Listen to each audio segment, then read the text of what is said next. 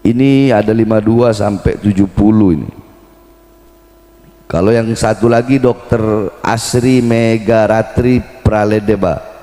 Nah, ini bahwa ahli saya tidak baca, nanti insya Allah kita akan share ini nanti biar lihat lebih ininya. Yang pertama ini dokter yang kedua masih perempuan yang memeriksa Andi Oktavian dan Lutfi Hakim. Andi Oktavian yang anak sini ya kan, yang sekarang yang anak sini Andi Oktavian. Nah ini perhatikan ya, masyarakat sini perhatikan, ini Andi Oktavian. Yang periksa namanya Dr. Asri Megaratri Pralebda. Satu, bahwa ahli membenarkan semua keterangan yang diberikan kepada penyidik Polri. Dua, bahwa ahli memeriksa jenazah Andi Oktavian dan Lutfi Hakim. Tiga, bahwa terhadap jenazah Andi Oktavian ditemukan 2 buah luka tembak masuk pada dada sisi kiri dan 1 buah pada mata sebelah kiri. Bahwa kondisinya saat itu bagaimana? Matanya masih ada, tidak ada tembusan peluru di kepala, tetapi di pelipis kiri di pinggir, jadi dia menyusuri tengkorak sebelah kiri. 5, bahwa luka Andi Oktavian, luka tersebut yang di dada terdapat 2 luka tembak masuk, jaraknya berdekatan. 6, bahwa pada mayat Andi Oktavian saat ahli melakukan pembedahan pada bagian dada itu mengenai jantung dan paru, bahwa terhadap Lutfi Hakim mengenai paru-paru. 7, bahwa untuk Lutfi Hakim ada 4 buah luka tembak masuk di depan mengenai paru-paru juga, ketiga paru, keempat juga paru. 8, bahwa pada jenazah yang ahli periksa tidak menemukan luka lain selain luka tembak. Ya, jadi intinya keterangan dari 2 dokter yang perempuan ini, 2 dokter perempuan ini bahwasanya luka yang ada adalah luka lebam mayat. Itu kalau dari pernyataan dokter yang perempuan. Nah, tapi kalau yang dokter Arif yang botak tadi itu, bahwa ahli membenarkan, nah ini dokter Arif. Yang tadi Andi Oktavian masih panjang itu sampai poin 33. Nah ini yang dokter Arif. 1, bahwa ahli membenarkan keterangan yang diberikan penyidik Polri, bahwa ahli sudah menjadi dokter forensik sejak tahun 2004, langsung ditempatkan di Rumah Sakit Bayangkara dari dulu sampai sekarang, bahwa tujuan forensik pemeriksaan kepada jenazah untuk memanfaatkan ilmu kedokteran dan untuk kepentingan peradilan. 3, bahwa untuk jenazah datang atas surat pernyataan dari penyidik biasanya akan tererang pemeriksaan untuk melakukan pemeriksaan luar dan dalam. 4, bahwa pemeriksaan luar 2-3 jam, pemeriksaan dalam 2-3 jam. 5, bahwa ahli memeriksa atas nama Faiz Ahmad Syukur dan Ahmad Sofyan. Kalau dokter yang pertama tadi ada 70 dia punya poin pernyataan di sidang. Dokter perempuan yang kedua ada 33 poin. Si botak tadi cuma 5. Kenapa cuma 5? Ya lihat aja, saya udah buka begitu tadi sidangnya itu. Makanya cuma 5. Nah, putusan perkara. Ini putusan perkaranya nih. Menyatakan terdakwa HB As-Sayyid Bahar bin Smith alias Habib Bahar bin Ali bin Smith tidak terbukti. Nah, ini lihat ya. Putusan perkara 220 garing Pitsus garing 2022 garing PN Bandung 1 menyatakan terdakwa Habib As-Sayyid Bahar bin Smith alias Habib Bahar bin Ali bin Smith tidak terbukti secara sah dan meyakinkan bersalah melakukan tindak pidana sebagaimana dalam dakwaan pertama primer dan dakwaan pertama subsidiar. 2, membebaskan Oleh karena itu terdakwa tersebut dari dakwaan pertama primer dan dakwaan pertama subsidiar tersebut. 3. Menyatakan terdakwa Habib As-Said Bahar bin Smith alias Bahar bin Smith telah terbukti secara sah dan meyakinkan menurut hukum bersalah melakukan tindak pidana secara bersama-sama menyiarkan kabar yang tidak pasti atau tidak lengkap, sedangkan ia mengerti setidak-tidaknya patut dapat menduga bahwa kabar demikian akan mudah dapat menerbitkan keonaran di kalangan rakyat sebagaimana dalam dakwaan pertama lebih subsidiar. Rangkuman 1, bahwa ini penting, 1, terkait keterangan saksi ahli dokter forensik Dr. Arif Wahyono di muka persidangan dalam perkara pidana rek perkara nomor 220/Pitsus/2022 PN Bandung, bahwa dokter forensik hanya memeriksa luka penyebab kematian para korban, tidak memeriksa luka lain yang bukan merupakan penyebab kematian. Ini yang pertama. Coba, jadi saya tanya sama saudara-saudara, jadi kata si dokter Arif ini tadi bahwasanya dokter forensik itu hanya meriksa penyebab kemati. Jadi luka-luka yang ada yang tidak menyebabkan kematian itu tidak mereka periksa. Jadi andaikan disiksa, andaikan dihajar, ya mereka nggak periksa itu, karena bagi mereka yang mereka periksa adalah luka yang menyebabkan kematian. Paham ya?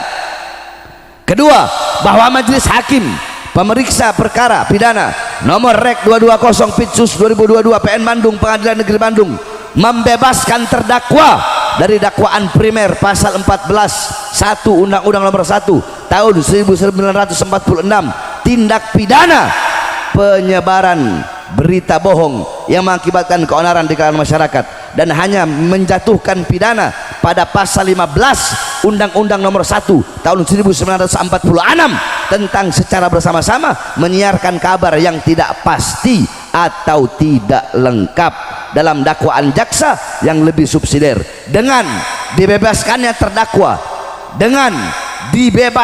terdakwa atas dakwaan primer ke-1 oleh Majelis Hakim Pengadilan Negeri Bandung atas dakwaan berita bohong yang berisi muatan ceramah Habib Bahar bin Smith yang membahas peristiwa KM50 di mana 6 pemuda dibantai, dibakar kemaluannya, dicabut kukunya, disiksa dan dibunuh secara sadis, maka dapat disimpulkan isi ceramah tersebut bukan merupakan berita bohong seperti yang dituduhkan sebelumnya, mengingat perkara tersebut putusannya sudah mempunyai kekuatan hukum tetap alias ikrah.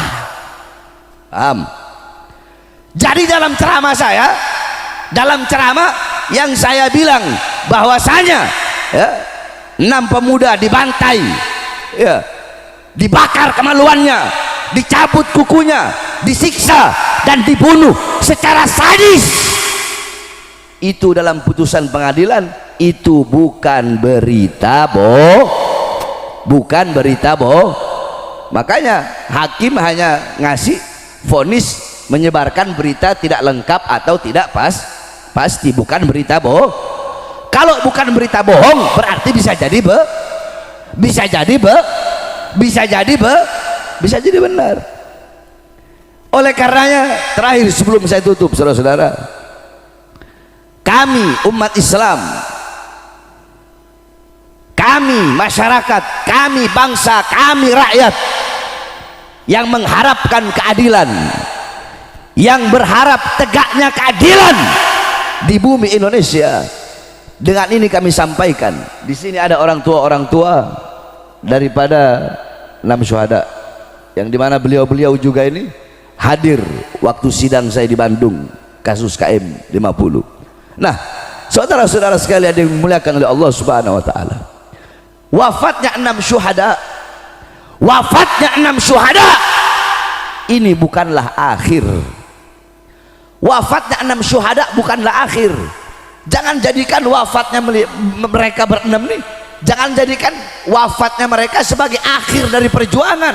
Jangan jadikan wafatnya mereka sebagai untuk melemahkan perjuangan, sebagaikan menjadikan air yang memadamkan api-api perjuangan. Jangan. Justru mereka berenam adalah seorang martir. Mereka adalah para martir-martir. Mereka adalah pahlawan-pahlawan perjuangan Islam. Mereka mengorbankan nyawanya, mengorbankan jiwanya. Untuk apa? Untuk menjaga para ulama, untuk menjaga para habaib, untuk menjaga anak cucu Rasulullah. Mereka mengorbankan nyawanya, jiwanya. Untuk apa? Menjaga Habib Rizik. Agar apa? Agar ke depan selalu Habib Rizik bisa memperjuangkan Islam di tanah Indonesia. Saudara-saudara, 6 nyawa tersebut melayang. Mereka adalah pahlawan, mereka adalah martir. Maka bapak-bapak mereka, ibu-ibu mereka, kalian harusnya bangga punya anak yang dimana menjadi pemuda-pemuda yang saat ini telah berjumpa dengan baginda Nabi besar Muhammad SAW. Banggalah kalian wahai orang tua 6 syuhada, karena ruh anak-anak kalian berada di perut berwarna hijau yang bertengger di bawah arsy-Nya Allah Subhanahu wa taala. Karena disitulah Allah letakkan ruh-ruhnya para syuhada. Berbanggalah kalian, senanglah kalian dengan kabar gembira yang Rasulullah berikan, bahwasanya laisa man mata syahida mayyita. Bukanlah orang yang mati syahid itu mati, tetapi mereka hidup di sorga. Para nabi, para rasul, para wali, ulama, orang soleh, dan orang-orang yang mati syahid, mereka bisa memberikan syafaat kepada 70 anggota keluarganya. Berbahagialah kalian dengan kabar gembira ini, wahai orang tua daripada 6 syuhada. Jangan sekali kalian menyesali kematian mereka. Jangan sekali kalian menyesali wafatnya mereka. Karena mereka wafat, mereka bukan koruptor, mereka dibunuh, mereka bukan bandar narkoba, tetapi mereka adalah pejuang-pejuang. Mereka adalah pemuda-pemudi Islam yang mengorbankan nyawanya, jiwanya, dan terbukti bukan cuma di mulut. Mereka buktikan dengan apa? Dengan mati di jalan Allah Subhanahu wa taala, saudara-saudara. Jadi ini bukan akhir, ini bukan akhir, tetapi ini adalah awal. Maka tanamkan dalam hati-hati kalian ruhnya Andi Oktavian, Suci Khadafi, Muhammad Reza, dan yang lain-lain. Hidupkan mereka di dalam hati kalian, jiwa kalian, agar kalian lebih berani untuk apa? Menjaga para ulama, menjaga para habaib, berjuang untuk Islam, berjuang untuk bangsa, agama, dan negara. Jangan dengan kematian 6 syuhada terus kita jadi lembek. Jangan. Justru kematian mereka harus menjadi api agar pengorbanan mereka tidak sia-sia. Kenapa? Kita harus tetap berjuang. Jadikan perjuangan mereka, pengorbanan mereka sebagai api yang menambah semangat kalian para pemuda-pemudi Islam untuk berjuang di jalan Allah, hancur demi agama, bangsa, dan negara serta rakyat Indonesia, saudara. Jadi ini bukan akhir. Terus yang terakhir, kami meminta kepada Prabowo dan pemerintahan yang baru. Bukankah Prabowo si Prabowo berkata, saya lihat di videonya, bagus itu. Dia bilang hukum itu harus adil. Bagus gak? Bagus gak? Bagus gak? Kalau hukum harus adil, berarti jangan tebang pilih. Hukum tajam ke atas, tajam juga ke bawah. Nah itu baru bagus, betul. Jadi jangan cuma di mulut saja, jangan tebang pilih, betul. Jangan yang dihukum orang-orang yang berseberangan dihukum, koruptor-koruptor yang berseberangan dihukum, giliran koruptor-koruptor geng-gengnya Mulyono malah dibiarkan. Adil apa tidak? Adil apa tidak? Adil apa tidak? Kalau mau bantai korupsi, bantai semuanya, betul. Bersihkan bangsa, bersihkan negara, bersihkan Indonesia dari para koruptor-koruptor bangsat, dari para pejabat-pejabat biadab, pejabat-pejabat biadab daripada koruptor-koruptor bangsat yang membuat rakyat lapar, yang membuat rakyat menderita, yang membuat rakyat susah. Tegakkan hukum juga seadil-adilnya kepada siapapun yang merampas harta bangsa dan rakyat Indonesia, saudara-saudara. Jangan cuma hukum tajamnya ke lawan, ke kawan, malah tumpul. Ini nggak benar, betul? Betul. Oleh karenanya kami minta kepada pemerintahan Prabowo untuk mengangkat kembali, menginvestigasi ulang kasus KM50. Betul? Betul? Betul? Bukti apa? Oh, ya banyak bukti. Hasil putusan sidang saya bisa dijadikan novum baru. Hasil putusan saya bisa dijadikan novum. Orang nggak terbukti menyebarkan berita bohong kok.